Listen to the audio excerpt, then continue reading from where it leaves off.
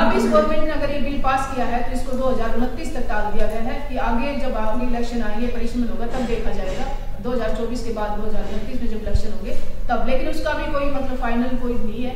आज तक क्या कोई ऐसा बिल आया है जिसको 2000 मतलब आगे आने वाले 5 साल पे डाल दिया गया हो? कोई एक बिल जिसका एग्जाम्पल आप दे सकते हो? इकोनॉमिक वीकर सेक्शन एक दिन में ये लागू हो गया था, एक दिन पास हुआ, उसके नेक्स्ट डे वो जैसे कि हिमालय ग्लेशियर है, हिमालय पर जो ग्लेशियर है उसी से सारी नदियां नीचे बह के आती है। ऐसे जो फर्स्ट पिलर है वो एक ग्लेशियर है पावर का और पार्टिसिपेशन का। अगर वहां पर आपका पार्टिसिपेशन है तो आपको सारी चीजों में आपकी भागीदारी मिलेगी। अगर वहां पार्टिसिपेशन नहीं है तो आप किसी भी चीज में आपकी भागीदारी नहीं होगी। इसीलिए डॉक्टर भीमराव अम्बेडकर जी ने भी कहा था कि सबसे पहले आपकी जो भागीदारी है वो पार्लियामेंट नहीं की थी, या तो राजा थे या उनके पास बहुत सारी पूंजी थी, पूंजीपति और विरासत वाले जो लोग हैं उन्होंने ही इस पर कब्जा कर लिया है।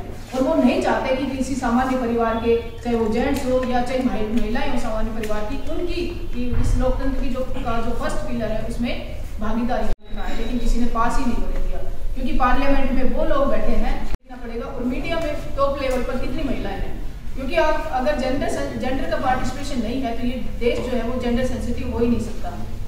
और महिलाओं को अब उनके हक से एक तरीके से वंचित करना, ये भी एक मतलब ह्यूमैनिटी के खिलाफ एक साजिश है और एक ये क्रूरता है जिसको महिलाओं को आगे आना चाहिए इसको दूर करने के लिए। और जो भाई इन सब चीज़ों को जो, क्योंकि एक महिला का पति भी होता है, उसका फादर भी होता है, उसका भाई भी होता है, समाज के जो लोग वो चाहते हैं कि एक इंक्लूसिव डेवलपमेंट हो, तो उसमें महिलाओं को पीछे ना छोड़ा जाए। वो जुडिशरी जैसे लोकतंत्र के जो 4 पिलर है जिनसे हमें पावर मिलती है, जैसे पार्लियामेंट है, जुडिशरी है, ब्यूरोक्रेसी है या मीडिया है, उसमें कितने % महिलाएं हैं? हम ओबीसी की तो बात करते हैं, एससी की बात करते हैं, एसटी की बात करते हैं, लेकिन हमें उसके अंदर भी तो महिला, जनरल की भी बात करते हैं तो उसके अंदर महिलाएं कितनी है, चाहे वो जनरल में हो चाहे ये अदर कैटेगरी है उसमें हो।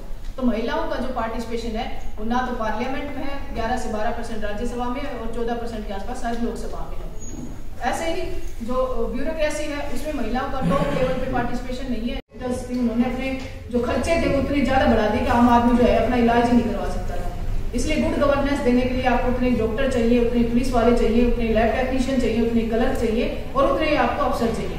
तो 10 से 12% जो है ये रोजगार होना चाहिए और फास्ट ट्रैक कोर्ट बनने चाहिए, उनका डिसीजन आना चाहिए। उसके बाद एसएससी में जैसे सैलरी का इशू होता है, कई बार ज्वाइनिंग हो जाती है बच्चों की और मान लो किसी वजह से जो एग्जाम की जो भर्ती वो हाई कोर्ट में लटक जाती है तो उनकी सैलरी भी नहीं होती, नहीं मिलती है जिसने ज्वाइन किया है। तो ये भी एक प्रावधान होना चाहिए कि जो वैकेंसियां इतनी नहीं है, अगर 50 वैकेंसी भी निकल गई ना तो उसके लिए 5 लाख फॉर्म भरे जाएंगे। तो 50 में 5 लाख कैसे सिलेक्ट होंगे?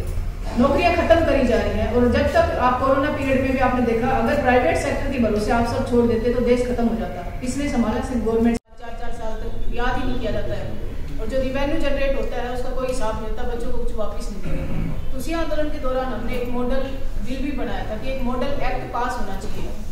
मॉडल एक्ट पास होने के लिए हमने उसमें कुछ क्राइटेरिया रखे थे, जिसमें मैं कुछ का वर्णन जो है वो यहाँ करूँगी।